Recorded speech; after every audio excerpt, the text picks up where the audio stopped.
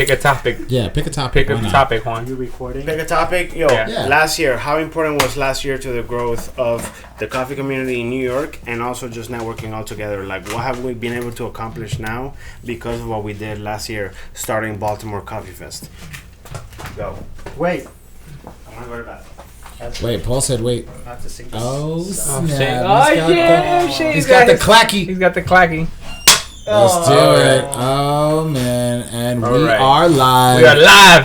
Espresso State of Mind. Life of Javi. NYC. We're excited to be here. Behind the Stache. That's right. Your two faves. We got the BX Barista. We got Life of Javi. You know it. We're over here. This is technically our first. We're going to call this the first. Last time was kind of playing around with it. Now we got a really good name. Calling this Behind the Stache. Follow us at Espresso State of Mind on Instagram, LinkedIn, Twitter, all the platforms. We're all there. Oh, yeah. We're excited to be down here at the underground of Caffeine Underground. That's right. Here out in Brooklyn. Shout out to Ian. So Cafe Underground is a really great coffee spot. You should definitely check them out. Small business. Also one of the first places where we held Throwdown that we had, right? I mean, we can arguably say that the Caffeine Underground Barista Series Throwdown was the Throwdown that kind of launched us everything. It's the first Throwdown we really got a major big sponsor to give us the opportunity to create what we envisioned a latte art Throwdown to be like. Yeah, which has been great. I mean, so actually today's topic was going to be some of the things that we went over last year and some of the milestones and the hurdles that we had to go over to get where we're at right now. So it's a really great segue to actually start off with Caffeine Underground. So yeah, we'll start there. So what was it? We did an all alternative milk Throwdown. We had first plant-based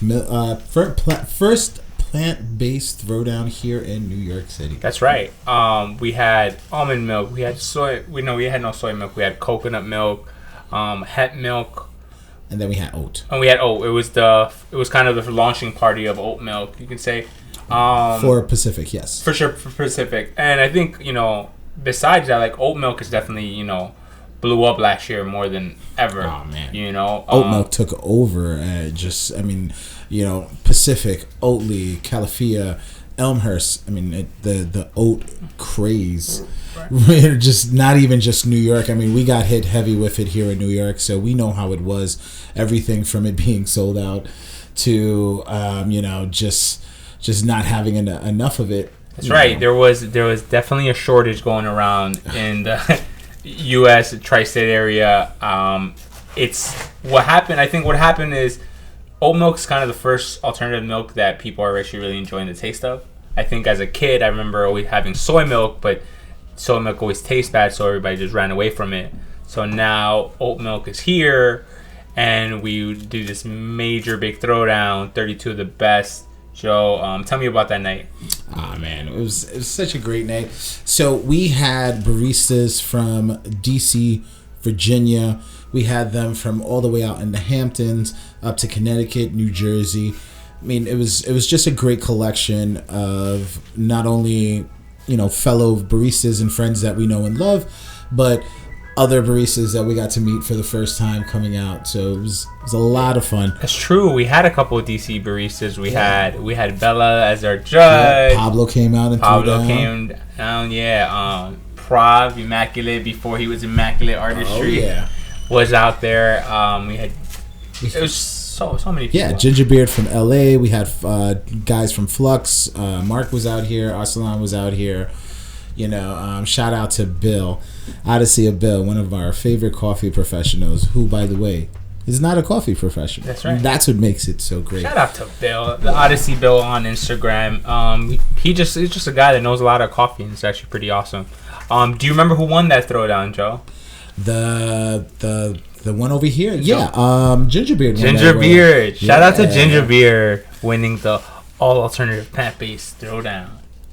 Yeah, no, Matt did a great job that night. He came in heavy and, walked out here and represented. It was a lot of fun. Yeah, and I think at that moment we looked at each other and we're like, yeah, this is it. This is how we're going to do it. This is how we're gonna get corporate America and the operational baristas together to create something awesome. And ironically, in a couple of days, we're doing the first ever New York City All Matcha Throwdown. So from one year to another, from one summer to another, bringing the same concept to a new company and introducing them to our favorite community, the New York City barista community. So after Barista Series, what was our next throwdown after that, Joe? What was that? That's a good question. That's a good question. Idea Coffee was our next throwdown. Wow, That's right. really? The first time we man. met Lindsay and the whole crew of Idea Coffee. Yeah, that was a really... So Idea Coffee is definitely one of my favorite throwdowns. So for a coffee shop, Idea Coffee has a massive space, especially down in Manhattan. So, to be able to collab with such great space was amazing.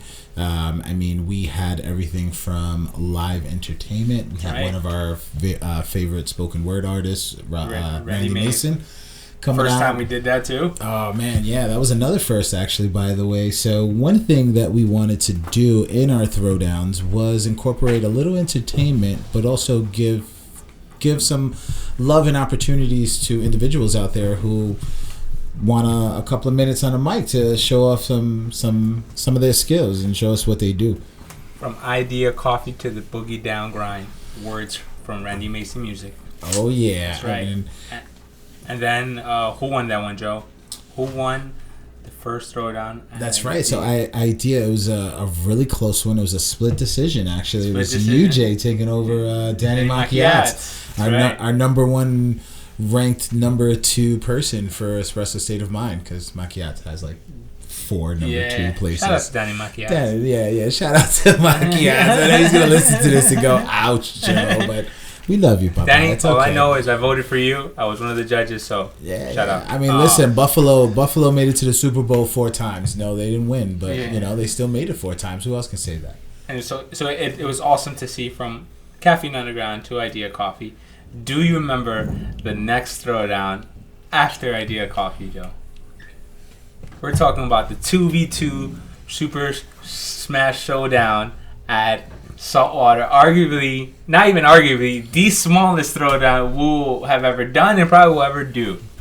I wish I had the actual numbers to the size of this coffee shop, because it is that tiny, and it's not tiny by New York Manhattan standards, but it is definitely tiny by the standards of holding any kind of competition in it. It got down to a point where we had to actually rent TVs to put up against the glass so that the guest outside can see it, because there wasn't enough space on the inside. And to this day, it's probably one of our most talked about throwdowns. So just to give you a quick brief rundown of the 2v2 and what made it so special, it was a 2-on-2 competition, and the way it worked was the first person pulled the shot and steamed the milk. After they pulled the shot and steamed the milk, they moved the glass and they moved the milk and they put it down on the counter, and they switched bases with their partner. Their partner would pour. Now, if after the pour they both felt that pour wasn't good, they would throw it out, and then they would switch places. So now the one that was pouring is pulling the shot and steaming the milk, and then the other individual is now pouring. Now the kick is, after you throw out your first one, you have no choice but to keep the second one. So it's kind of one of those. It was our first team event. There was a lot of strategic, if who's the better pourer. Is that pour going to be better than the second pour? So a lot of skill went involved into that throwdown, which I really enjoyed. And we got to pour, and we actually got to compete in that one. That was good. We came in 4th place. I was very happy with that. It was really amazing. It was a lot of fun. Shout out to Team Kygo. Chung and Ivan taking it down. And they took down Jenny, a.k.a. Barista Gringa, and Marina. I'm a treasure. They took 2nd place. Yeah. That was a good throwdown. And then Matt and Daniel Lee took us down for 3rd. That's right. And that was a good moment for Marina and Jenny. It was kind of their coming out party. It was the first time they felt like they belonged in a throwdown, putting all their hard work into it. It's pretty cool to see somebody considered an underdog now in the top 3. Oh yeah, no, it was a really good one. I mean, and once again, not only just them, but there were quite a few. I mean, we had a young group coming out, so we had 2 teams actually coming out from Frizone. Frizone, so right. We had 2 teams from Frizone. We had the original OGs, Tulian and Rob coming out, shout out, and then we had the Young Bucks coming in. Their baby baristas that were going in. You and Randy? Who's you and Randy? We were in that throwdown. That was the first time we met Immaculate Artistry, and we took down the Frisson brothers. All right. So there, we got a little whisper from our director talking about, don't forget about Dukes and Randy. Sorry. You know, Dukes and Randy went First time in we met there. Immaculate. First time they met Immaculate Artistry. Who's that again? Oh, that's right. Some new guy. I think his name is Richard. Walter Richard? That's it? Wow. Dick. Oh, I'm sorry. But yeah. So Saltwater then went. What was our next throwdown after that? Same month. It was the first time we did a throwdown in the same month. All right, so I know we did both of those in September. I think we did them like. So we did Idea Coffee in August. We did Saltwater in September, and we did another one. Probably one of our biggest throwdowns. At that moment. I'm really upset because all that keeps coming into my head is Go Time. That's October. So no, we're talking about no, I know Astor September. Place, Bluestone Lane. We had over 64 baristas, and at that time that was our highest we've ever done, and we didn't know what to expect. Oh man, I mean, so give you a little brief rundown on that one. So Bluestone Lane Astor Place started off actually at a different location, and I would say probably a week and a half before this throwdown was supposed to be done, it got canceled on us. That's right. Why? Who? Doesn't matter. Because all that matters was we have a week and a half to find a new location. So we go and we hit up the man, the myth, the legend, Mr. Jai. Coffee with Jai, ladies and gentlemen. Yes, shout out to Jai. And we tell him, mate, we need a favor. We need a place to throw a throwdown. And he goes, oh, I got the perfect place for you. We'll host it at Astor Place. Then we looked at him and said, but we want to do something a little different. That's right. We want to take single group head La Marzocco machines and put them face to face and actually have the people face off. Throwdown, face to face.